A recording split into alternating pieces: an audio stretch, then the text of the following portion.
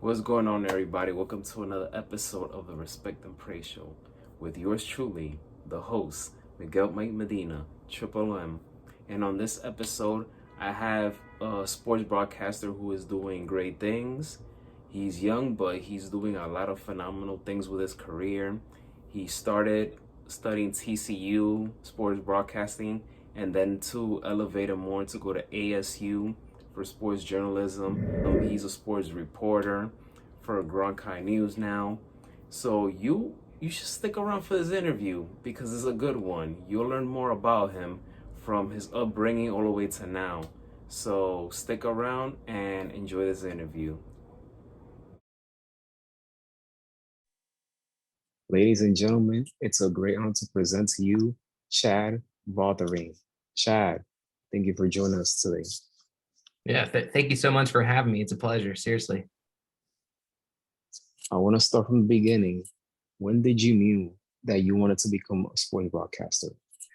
Yeah, that's I feel like I've known for a really long time. When I was growing up, I was a baseball player and played several other sports as well. And so, but baseball was like my huge passion. And so I would sit at home, watch a lot of the Astros games because I'm originally from Houston, sit and just watch them and just realize like, wow, like I love the broadcast side of it. And then every morning growing up in elementary school, like 5 a.m., I'd wake up and watch Sports Center before school. And so it's just, yeah, I feel like a lot of people have that similar childhood when they get into this and stuff. But I love to read and I love to just dig deeper into the reasons like why do these things happen in sports, and I feel like broadcasting was a great place for me to be so I can just kind of dabble into those things more for work. And I'm not someone who needs to sit in an office all day. I'm too kind of hyperactive to to do that for a career. So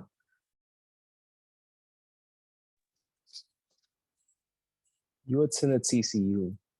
How was the experience like there? yeah, TCU was awesome. It was such a great place to go to school, and I graduated in 2020. So the reason that it could have been better, obviously, because COVID, and so it was not perfect, but in terms of the broadcast side of stuff. But what I did do there was I worked for the school radio station, and I did a lot of the baseball games, the pre and post game shows, and I got such great experience broadcasting, all those, all the games and stuff, and so that was really awesome. And so, yeah, it was great. TCU was such an incredible place to me, and I hope that I could one day somehow get back in that area in Fort Worth, Dallas area, because it was just really a great place to be. And the football team is 5-0 now. Oh yeah, yeah. No, it's super exciting. See, when I went through TCU, my first year there, the Horned Frogs, they made it to the Big 12 championship, lost to Oklahoma, and then after that, they really didn't have, that great of a season until now. And so they had a couple losing seasons, and obviously we fired our head coach and things like that. But it really fires me up. And a lot of people did not expect TCU to have this good of a season. A lot of predictions and polls, they had them at finishing number 9 or 10, bottom two in the Big 12, and they're really turning it around. So it really gets me excited. You did your master's at ASU, and you're currently the sports reporter for Gronkai News. How is it like to be part of that institution?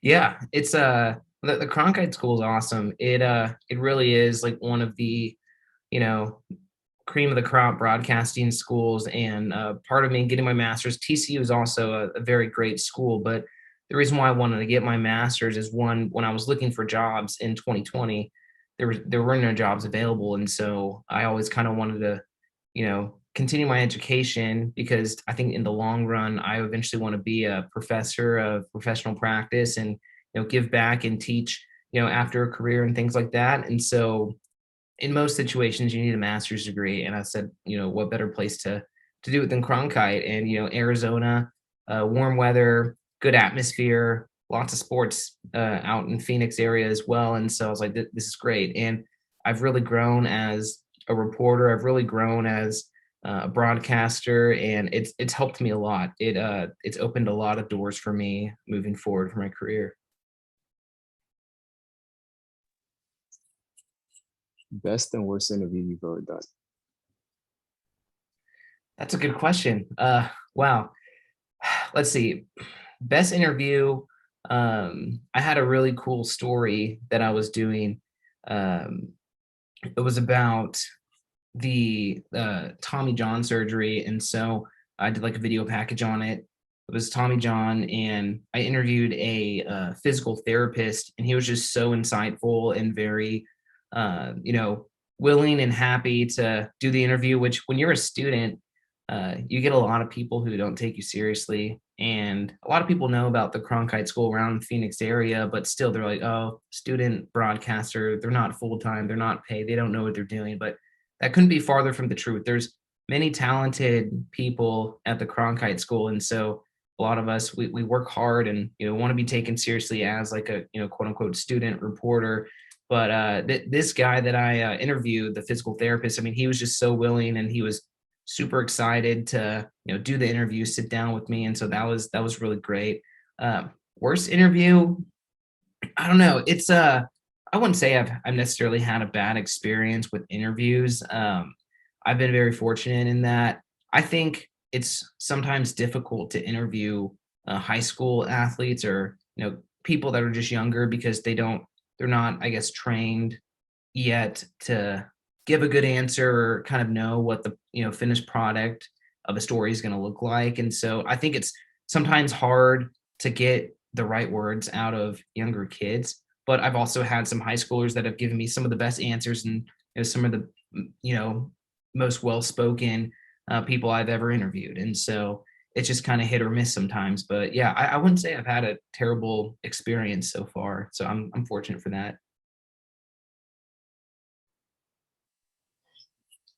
Where can we follow you on social media? Yeah. So I am on Twitter. You can follow me at Chad Vautherine, and Vautherine is V as in Victor, Autherine. I technically have an Instagram. I haven't really used it that much. I used to have one a while ago, and then it just took up a lot of time trying to keep up with stuff on it, and so I deleted it, re-downloaded it. That's, I think, at C Vautherine, and so I'm gonna try to hopefully get that up and running pretty soon. I'm not huge into social media, but I'm realizing that I kind of have to be if I want to be in this career. So I definitely hear you on that.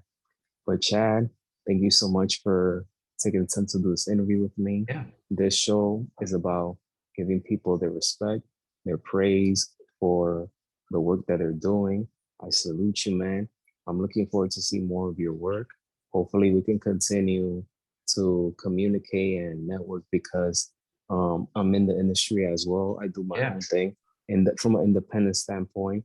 So I definitely hear you, and baseball is my favorite sport as well. So hopefully we continue to connect from here and just keep it pushing. You're doing great. Sports reporting, the radio. The sky's the limit for you. I appreciate it, Miguel. Thank you. And I got one question. So who's your baseball team, and what are you thinking about the playoffs coming up? My team is the Yankees. Okay. Yankees, I have a Yeah. Oh, shirt there. on. I didn't even notice. Yeah. And this postseason has been unpredictable so far. Yeah.